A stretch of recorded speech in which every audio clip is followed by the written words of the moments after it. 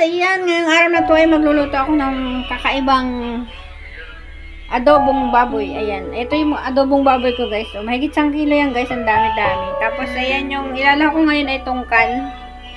Hiwa-hiwa na yan guys, tungkan na yan. Ayan. Ayan. Tapos itang lalako natin dito. Carrot at saka sibuyas. Saka syempre lalako natin ng ng bawang yan. Ngayon guys ay magluluto ako na hindi ko ima-marinate. Kasi nagmamadali ako kaya wala nang marinate yan. Kaya ayan na nga guys. Ay ako nga pala nakikinig ng live mas kaya may kakaibang sound kayong naririnig.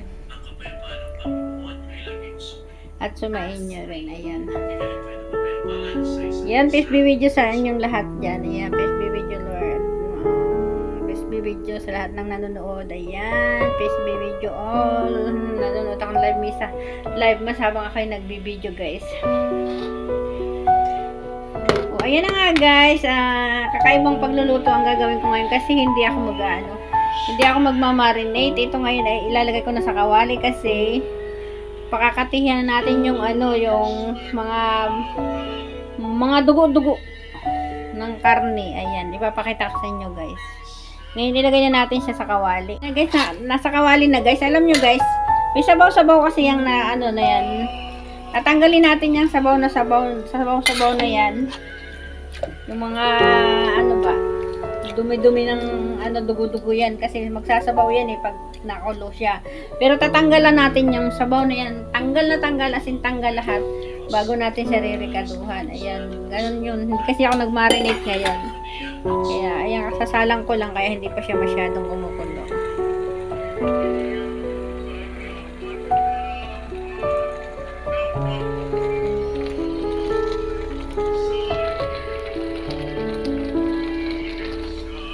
Aba, ayaw mamantay, ba't ganun? Parang naghang siya. Ito yung sinasabi ko sa inyo guys, ayan. Diba, nagsasabaw-sabaw yan. Ayan, may sabaw-sabaw na siya. May mga dugo-dugo yan lumalabas. Kaya ang gagawin ko dyan, tatanggalin ko talaga lahat. Tatanggalin natin yung sabaw na yan. Hanggang sa Makati. Tatapon natin yan guys. Yan.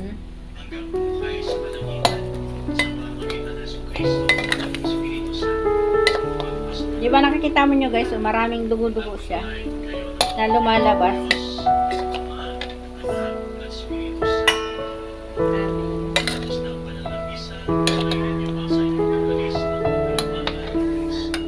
Salamat sa Diyos. Ayan, nakikinig ako ng Lisa. Pasensya na. May nagsabay ko yung pagluluto ko at saka pagbablog ko tsaka yung panonood.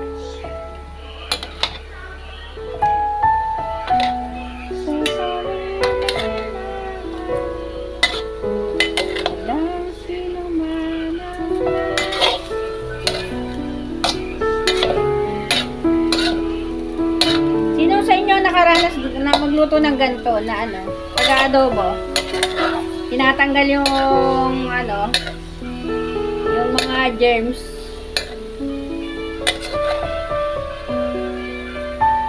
Ayan guys, Ayan.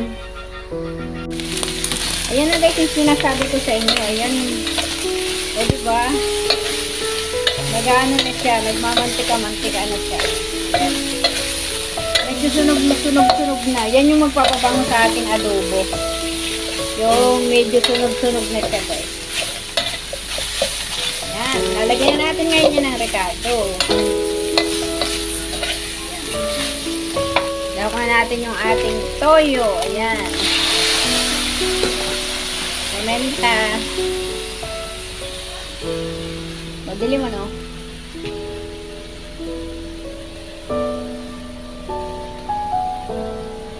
Kunti lang yung paminta. Masyadong mausok. Kaya binuksan ko yung exhaust fan. Lagyan natin na star anise. Saka syempre hindi mawawala yung alak. Ayun yung pinaka-marinate niya guys. O diba parang na-marinate na lang natin siya. Masyadong mausok yung aking guys. Lagyan natin tubig guys para lumambot. Saka natin lalagyan ng mga gulay na ricado. Kailangan malambot na malambot yan. Ayan. Ganyan lang yung pagluluto ko ng adobo na hindi minarinate guys. So, palambutin ko lang yan guys. Saka ko ilalagay yung mga ricado. Madami akong ricado ilalagay dyan. Takipan ko lang guys. Ayan yung mga ilalagay kong ricado guys. Ayan.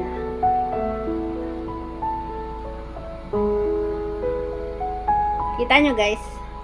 Sibuyas, saka tongkan at saka honglopo. Ayan. Pinapalambot ko lang yung karne saka ko ilalagay yan. Yan ang kakaibang pagluluto ng adobo ng Taiwan. Hindi natin yung ginagawa sa Pilipinas kasi hindi talaga. As in, hindi. Guys, walang-wala na siya sa sabaw guys. Ayan. Kaya pakakatihin naman niya natin na medyo nagmamantika-mantika. Saka natin ririkaduhan para mabango at masarap yung ating gagawing adobo. Ito yung nakuha ko guys na na dumi ng karne. Ayan, itatapon ko na yan guys. Diba ang dami? O, ayan. Ayan guys, sa palagay ko malambot na siya. Ngayon naman ilalagay na natin itong ating sibuyas. Ayan, dami sibuyas.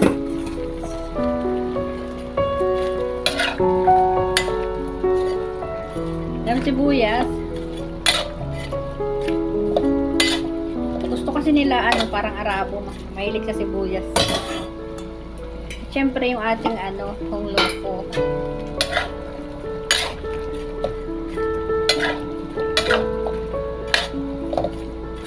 Yan. At ang ating maraming tungkan. Ba't may sabaw? Tayo ko ilagay kasi may sabaw-sabaw yung pinaglagyan ko. Ayan yung tungkan guys. Dami, no? Mas marami pa yung ricado kaysa doon sa karne.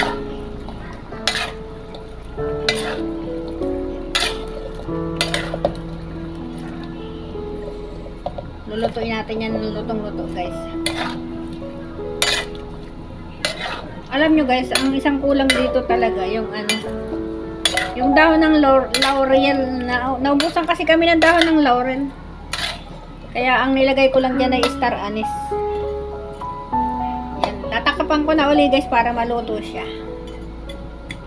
Yung wait na lang para sa finished product.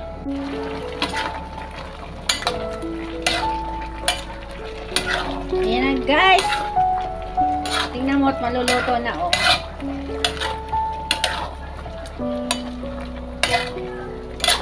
Medyo masabaw-sabaw siya guys. Pero nakakatihin ko yan guys. Kasi hindi naman masarap ang adobo pag hindi rin masarap ang pag walang sili. Kaya alam nyo guys, gusto ng amo ko lagi may sili. Ayan yung adobong may sili para maanghang daw. Pero medyo maanghang na yan kasi nilagyan ko ng maraming paminta. Ayan, papakatihin ko na lang yan guys.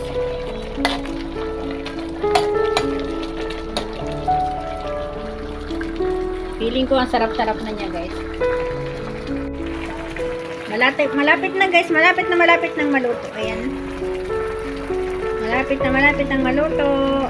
Ayan.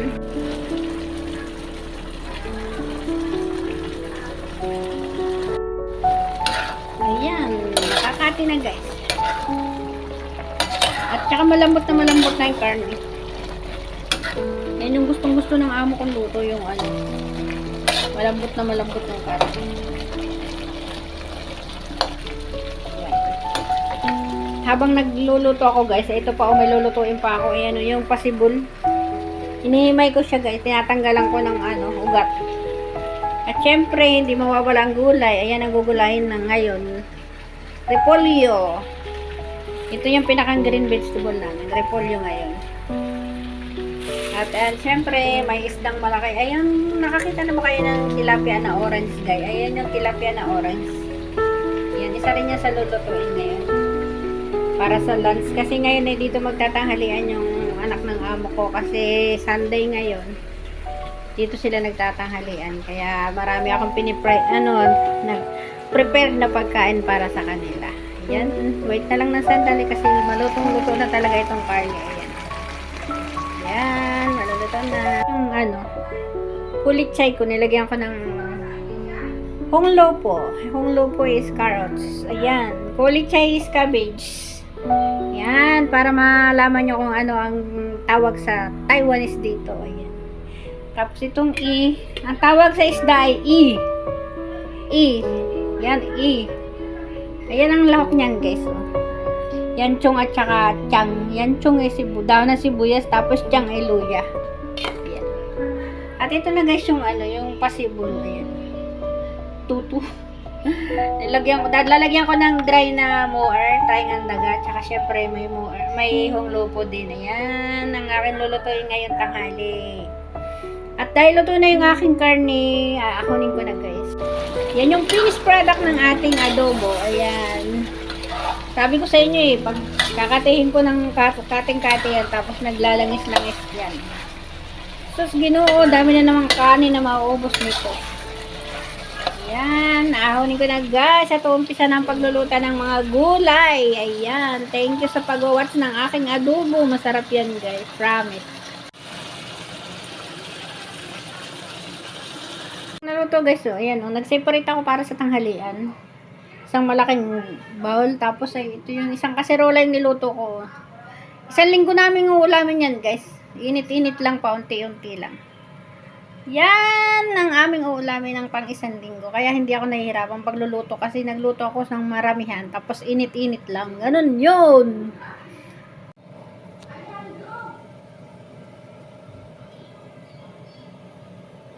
Ayan, nagluluto na ako ng adobong isda. Mahilig sila sa adobong isda guys. Na-adobo ko lang yan. Itong lahok ko. Luya at saka daw ng sibuyas.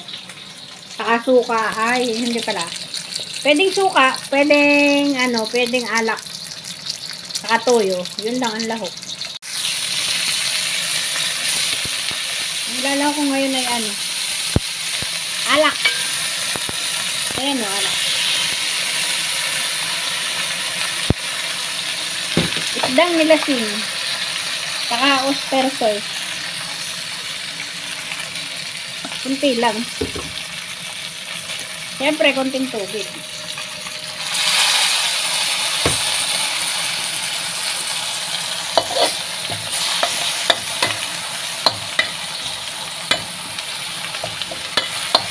Saka konting asukal.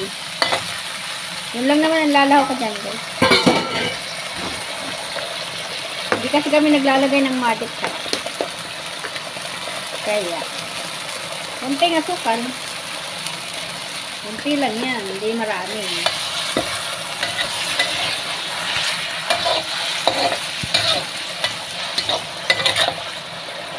Yan ang adobong isda ng Taiwan. Yummy. O, diba? Yan, naluto na ang isda. Laki ng isda, no? Yan, ang isda, luto na. Niluluto ko naman ngayon itong pasibol. Paminta lang at asin guys, ang lahok niyan, walang iba. Madali lang yan lutuin. Madali lang guys. Togi. Yan ang togi, luto na guys. Ang bilis lang, diba? Chay! Na makulay. Ayan. Thank you for watching. Tapos na ang aking pagluluto.